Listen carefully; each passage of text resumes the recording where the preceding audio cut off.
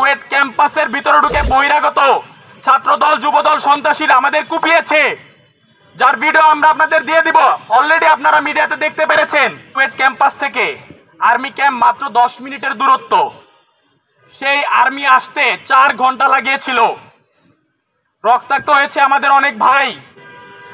আমরা কারোকে কষ্ট দিতে আসেনি, আমরা নিজেরা কষ্ট করে এসেছি এই জানাতে যে আমরা নিরাপদ একটা ক্যাম্পাস চাই। আমরা ক্যাম্পাসে নিরাপদ ফিল করছিলাম না।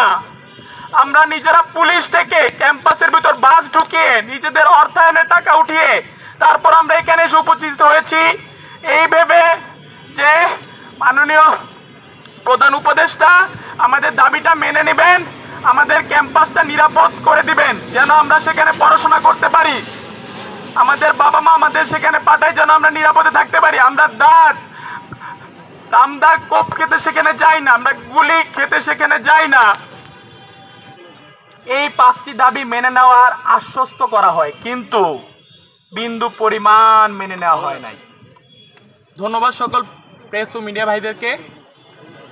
আমরা কুয়েটের সাধারণ শিক্ষার্থীরা গত 18 ফেব্রুয়ারি 2025 দুপুর 2 ঘটিকার সময় ছাত্রদল যুবদল কর্তৃক শিক্ষা করি আমাদের ক্যাম্পাসের ভিতরে এবং বাইরে রামদা, চাপাতি, এমনকি বন্দুক দিয়ে আমাদের সাধারণ ছাত্রের উপর আক্রমণ করা হয়, যেখানে 1.5 শতাধিক ছাত্র আহত হয়। তার পরিপ্রেক্ষিতে আমরা মূলত আজকে এখানে এসেছি। আমরা যদি একটু পিছনের দিকে বলতে চাই, আপনারা হয়তো জানেন 18 তারিখ ওই হামলার আগেই আমরা আমাদের মাননীয় ভিসি স্যারকে জানিয়েছিলাম, স্যার আমাদের ক্যাম্পাসে এরকম একটি হামলা হতে পারে, ক্যাম্পাসে রাজনীতি অনুপ্রবেশের চেষ্টা করা হচ্ছে। আমাদের কুয়েট ক্যাম্পাসে ছাত্র রাজনীতি সম্পূর্ণ নিষিদ্ধ ছিল। ছাত্র রাজনীতি সম্পূর্ণ নিষিদ্ধ থাকা অবস্থায়ও ছাত্রদল কুয়েট ক্যাম্পাসে এসে ফর্ম বিতরণ করে নতুন এবং পুরাতন ছাত্রদের মধ্যে। তার পরিপ্রেক্ষিতে সাধারণ ছাত্ররা যখন একটি মিছিল নিয়ে ভিসি স্যারের কার্যালয়ের দিকে যায়, ঠিক ওই সময় ছাত্রদলের কিছু ছেলেপেলে আমাদেরকে উস্কানি দেয় এবং সেখান থেকেই ঘটনার সূত্রপাত হয়। ওই ঘটনার সূত্রপাত অনুযায়ী আমরা সাধারণ ছাত্রের সেফটির জন্য ভিসি স্যারের কাছে যাই 1:40 মিনিটে। ভিসি স্যারকে জানাই, স্যার আপনারা আমাদের সাধারণ ছাত্রের সেফটি দেন। স্যাররা আমাদের সেফটি দিবে বললেও স্যাররা সেফটি নিশ্চিত করতে পারেনি। আপনারা জেনে থাকবেন কুয়েট ক্যাম্পাস থেকে আর্মি ক্যাম্প মাত্র 10 মিনিটের দূরত্ব। সেই আর্মি আসতে 4 ঘন্টা লাগিয়েছিল। রক্তাক্ত হয়েছে আমাদের অনেক ভাই। আপনারা জানবেন অনেকে ঢাকায় ভর্তি আছে, মাথায় 26টা সিঁড়ি লাগছে এমন অবস্থা আছে। হাতের হাড় 3 ভাগ হয়ে গেছে। ডাক্তার বলেছে হয় হাত কেটে ফেলতে হবে, নতুবা উপরআল্লাহর উপর অবস্থান করতে হবে, আর কোনো কিছু করার নেই।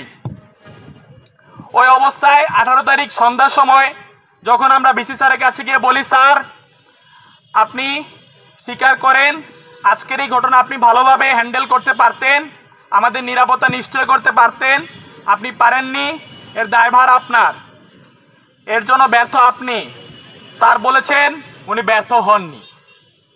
কুয়েটের সর্বোচ্চ ক্ষমতাধর একজন মানুষ কুয়েটের সাধারণ ছাত্রের নিরাপত্তা দিতে পারেনি। কুয়েট ক্যাম্পাসের ভিতরে ঢুকে বহিরাগত ছাত্রদল যুবদল সন্ত্রাসীরা আমাদের কুপিয়েছে, যার ভিডিও আমরা আপনাদের দিয়ে দিব। অলরেডি আপনারা মিডিয়াতে দেখতে পেরেছেন। এর পরিপ্রেক্ষিতে আমরা যখন বলেছি, স্যার আপনি যদি ব্যর্থ না হয়ে থাকেন তাহলে এর দায়ভার কে নিবে? স্যার বলে আমি ব্যর্থ হইনি, আমি পেরেছি, আমার 2 ঘন্টা সময় লেগেছে। 10 মিনিটের দূরত্ব থেকে আর্মি আসতে কিভাবে 2 ঘন্টা সময় লাগে স্যারের মতে, যেখানে আমাদের মতে সময় লাগছে 4 ঘন্টা। 1:40 বলার পর হামলা হয়েছে 2:30টায়। ক্যাম্পাসে পুলিশ আর্মি ঢুকছে 5:30টায়। আপনারা এই ভিডিও দেখে থাকবেন যে আর্মি বলছে ওনাকে ঢুকার পারমিশন দেওয়া হয় নাই। তাহলে এর দায়ভার কে নিবে? এমত অবস্থায় সাধারণ ছাত্ররা 6 দফা দাবি নিয়ে প্রশাসনের কাছে উপস্থিত হয়। সেই 6 দফার প্রথম 5টি দফা ছিল এরকম যে কুয়েটে ছাত্র রাজনীতি নিষিদ্ধ করতে হবে সম্পূর্ণ, কেউ ছাত্র রাজনীতির সাথে সংযুক্ত থাকলে তাকে বহিষ্কার এবং ছাত্রত্ব বাতিল করতে হবে, সাধারণ ছাত্রদের নিরাপত্তা নিশ্চিত করতে হবে, যারা আহত হয়েছে তাদের আর্থিক সহায়তা দিতে হবে এবং কুয়েটের প্রশাসনকে স্বীকার করতে হবে যে ছাত্রদল কর্তৃক সাধারণ শিক্ষার্থী আহত হয়েছে এবং যারা এই সন্ত্রাসী হামলার সাথে সংযুক্ত ছিল তাদের বিরুদ্ধে ব্যবস্থা নিতে হবে এবং মামলা করতে হবে। এই 5টি দাবি মেনে নেওয়ার আশ্বস্ত করা হয়, কিন্তু বিন্দু পরিমাণ মেনে নেওয়া হয় নাই। আমরা নিজেরা ছাত্ররা সন্ত্রাসীদের চিহ্নিত করে এনেছি, আপনারা দেখবেন আমাদের হাতে পোস্টার ঝুলছে, সেখানে কুয়েট প্রশাসন 400 বা 500 জন এরকম একটি সংখ্যার সন্ত্রাসীদের নামে অজ্ঞাত মামলা করে। অজ্ঞাত মামলার আসামি কে থাকবে? আমরা যদি নিশ্চিত করে বলতে পারি এরা ছিল আসামি, কুয়েট প্রশাসন কেন পারবে না? এরকম প্রত্যেকটি বিষয়ে হেলাফেলা করা হয়। 5টি দফা তো আমি বললাম, 6 নম্বর দফাটি ছিল এই যে কুয়েট এর ভিসি স্যার এবং প্রভিসি স্যারকে পদত্যাগ করতে হবে, কারণ উনি আমাদের সেফটি নিশ্চিত করতে পারেননি, উনি ব্যর্থ হয়েছেন। এমত অবস্থায় উনি বলেন উনি পদত্যাগ করবেন না। সবশেষে আমরা প্রধান উপদেষ্টা বরাবর আমাদের কষ্টের কথা তুলে ধরে একটি স্মারকলিপি প্রেরণ করি, যেটা আমরা প্রেস মিডিয়ার মাধ্যমে অলরেডি পাঠিয়েছি।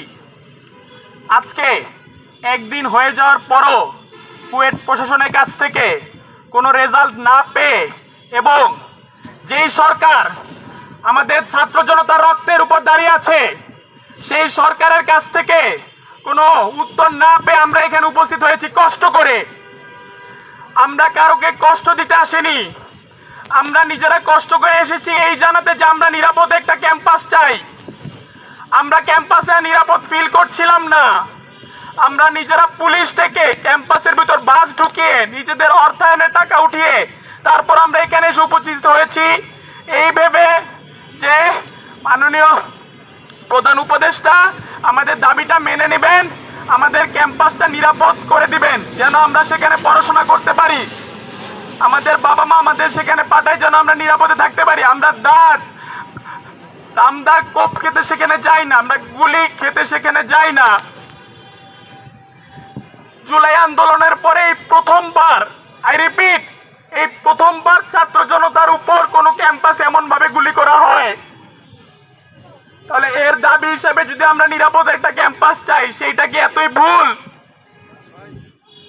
আমরা আজকে এখানে এসেছি এই ভেবে যে আমরা প্রধান উপদেষ্টা বরাবর স্মারকলিপি প্রেরণ করব, সামনাসামনি ওনার সাথে কথা বলতে চাই এই ভেবে যে উনি অতি সত্বর আমাদের কুয়েট ক্যাম্পাসকে নিরাপদ একটি জায়গা করে দিবেন যেন আমরা পড়াশোনা শুরু করতে পারি।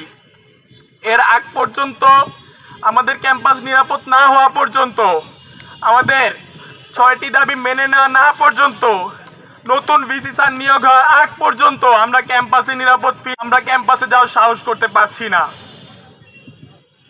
আমাদের মধ্য থেকে একটি দল এখন যাবে প্রধান উপদেষ্টার বাসভবনে, সেখানে গিয়ে স্মারকলিপি জমা দিবে, জমা দিয়ে ফিরে এসে পরবর্তী প্রেস ব্রিফিং করবে। এবং আমি উল্লেখ করে বলতে চাই, আমরা এখানে আসার সময় রমনা থানা থেকে আমাদের সাথে যোগাযোগ করা হয়েছে, তারা বলেছে আপনারা শহীদ মিনারে অবস্থান করুন।